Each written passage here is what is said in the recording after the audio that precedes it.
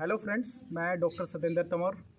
आज हम बात करेंगे एक मोस्ट इम्पॉर्टेंट टॉपिक पे जिसकी हेल्थ के लिए बहुत ही ज़्यादा इम्पोर्टेंस है और जिसकी रेजमिन जो प्रक्रिया है जिसको फॉलो करके हम अपने आप को स्वस्थ रख सकते हैं, अपने को, अपने परिवार को, अपने समाज को हम स्वस्थ रख सकते हैं। इसमें टॉपिक में काफ़ी ज़्यादा साइंटिफिक फैक्ट्स हैं और आप इसको सुनोगे तो सुनने में ये लगता है ये कुछ एक माइथोलॉजिकल स्टोरी टाइप भी है। और इसके जो फैक्ट्स हैं वो सारे एविडेंस बेस्ड हैं, स्टैटिस्टिक्स है, डाटा है जो हम आज के प्रेजेंट डे से कोरिलेट कर सकते हैं। तो दोस्तों, हम जिस टॉपिक पे आज बात कर रहे हैं उसका नाम है चतुर्मास। क्या नाम है? चतुर्मास। चतुर्मास का मतलब होता है 4 मंथ्स। चतुर्मास का मतलब होता है 4 मंथ्स। तो ये 4 मंथ्स हमारे जो हिंदू कैलेंडर है उसके अकॉर्डिंग अगर हम बात करें तो ये 4 मंथ जो चतुर्मास है वो स्टार्ट होता है जब विष्णु भगवान सोने के लिए चले जाते हैं, विश्राम के लिए चले जाते हैं। और इसकी अगर हम बात करें तो ये स्टार्ट होता है हमारे श्रावण की देवशयनी एकादशी से। श्रावण मास की देवशयनी एकादशी से स्टार्ट होता है और ये हमारा चलता है कार्तिक मास की देव उठनी जो एकादशी होती है, जिसको हम देसी भाषा में देव उठनी 11 बोलते हैं, वहाँ तक ये चलता है। तो ये कंप्लीट 4 मंथ्स होते हैं। इसमें आता है हमारा श्रावण, भाद्रपद, आश्विन और कार्तिक। ये 4 मंथ्स इसके अंदर आते हैं, इसलिए हम इसको बोलते हैं चतुर्मास। इसकी बहुत ही ज़्यादा इम्पोर्टेंस है। एक इम्पोर्टेंस जो माइथोलॉजिकली हम बात कर रहे हैं, जो हमारे पुराणों के अकॉर्डिंग है, इसमें भगवान विष्णु देव सोने के लिए चले जाते हैं और 4 महीनों तक वो स्लीप में रहते हैं। और इस दौरान जो सृष्टि का संचार जो करते हैं वो करते हैं हमारे शिव जी। जो हमारे शिव जी हैं, भगवान शिव हैं, वो हमारे इस सृष्टि का संचालन उस दौरान करते हैं। इस चतुर्मास के दौरान कोई भी ऑस्पिशियस काम नहीं किया जाता। इस चतुर्मास के दौरान कोई भी ऑस्पिशियस काम नहीं किए जाते, जैसे शादी होगी या फिर कोई और काम है या फिर कुछ परचेज़ है, तो लोग इस चतुर्मास के दौरान कम करते हैं। तो बीइंग ए डॉक्टर, जो हेल्थ टॉक के बारे में मैं आपसे बात करना चाहता हूँ, तो इसका मोस्ट इम्पॉर्टेंट ये थोड़ा सा बैकग्राउंड के लिए बताया है। तो हेल्थ से कैसे ये रिलेटेड है, तो ये चतुर्मास के दौरान जो हमारी डाइट पैटर्न है वो हमारा बताया गया है। अगर हम बात करें और अगर हम देखें या अपने आप को भी लगाएं तो इस चतुर्मास के दौरान सबसे ज़्यादा जो बीमारियां होती हैं वो पेट की होती हैं।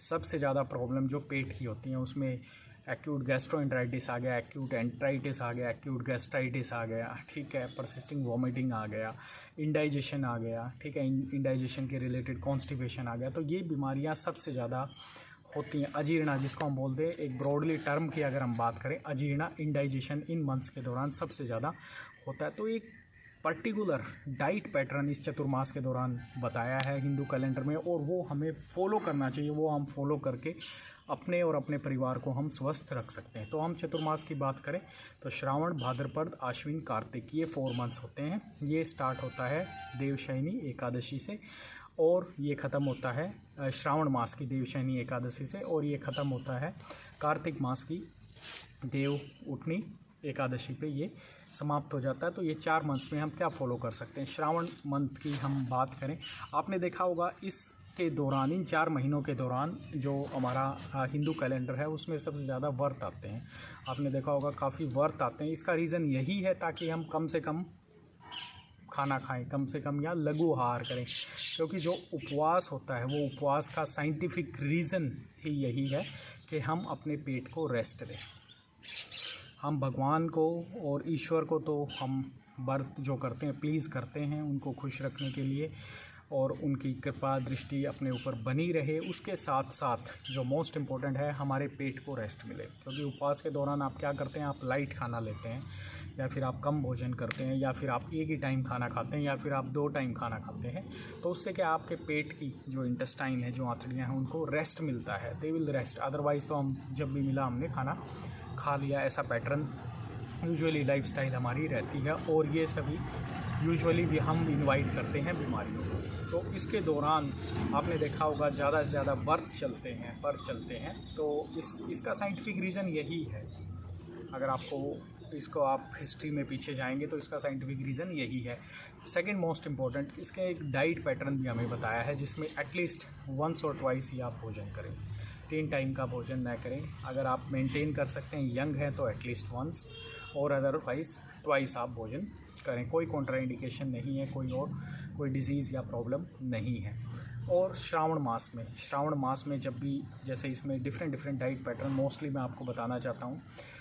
मेन आइडिया है लघु आहार लें, लाइट फूड लें, जिससे आप अपने आप को स्वस्थ रख सकते हैं। आउटसाइड फूड ना लें। इसमें सबसे ज़्यादा केसेस अगर हम बात करें मेडिकल लाइन की भी, हॉस्पिटल्स की सबसे ज़्यादा केसेस जो एडमिट होते हैं एक्यूट गैस्ट्रोएंटेराइटिस, पेट की बीमारियों के सबसे ज़्यादा केसेस इस दौरान हॉस्पिटलाइजेशन होते हैं। इस मंथ्स के दौरान आप स्टैटिस्टिक्स उठा के देख सकते हैं किसी भी हॉस्पिटल का, to any hospital maximum number of hospitalisation will take place due to indigestion and due to the gastrointestinal symptoms during these 4 months. So it gives us some idea of a scientific evidence that shows that we have to take a light food and once or twice maximum, that too also half of our stomach. तो श्रावण मास में जो हमें avoid करना होता है, श्रावण मास में हम पत्ते वाली सब्जियां, जो हरी पत्ते वाली सब्जियां हैं, उनको हम अवॉइड करें उस दौरान। Only this month, rest of the months you can take. Second one most important is Bhadrapad में आप दही का सेवन कम करें। आप कर सकते हैं, पर इसका सेवन आप कम करें। उसके बाद आता है हमारा आश्विन में आप दूध और दूध से बनी हुई चीज़ों का सेवन कम करें। और लास्ट में हमारा आता है कार्तिक मास के दौरान प्याज, लहसुन और उसके बाद हमारा जो दाल हैं उनका सेवन कम करें। इनका मोस्ट इम्पॉर्टेंट हमारा जो एविडेंस है वो हमारा अग्नि, डाइजेस्टिव फायर, जो हमारी पेट के अंदर जो अग्नि है, जो डाइजेस्टिव फायर है, उसके अंदर फ्लक्चुएशंस आती हैं इन मंथ्स के दौरान। तो इसीलिए इन्होंने ये सभी बताया गया है। तो hope you will like this.